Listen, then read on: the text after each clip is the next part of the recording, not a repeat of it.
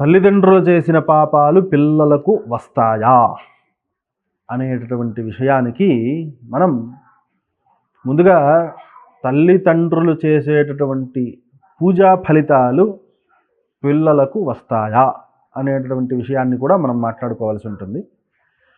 ఏదైతే ఇంటి యజమాని ఎవరైతే ఉంటారో ఆ ఇంటి యజమాని ఏదైతే పూజ చేసి ఏదైతే దైవ అనుగ్రహం కోసం చేసేటటువంటి పూజను చేస్తాడో ఆ విధంగా ఆ యొక్క ఒక కుటుంబ పెద్ద ఏదైనా ఒక మంచి విషయాన్ని చేశాడు అంటే ఆ మంచి ద్వారా వచ్చేటటువంటి పుణ్యకర్మ కుటుంబానికి అంతటికీ కూడా ఆపాదించబడుతుంది.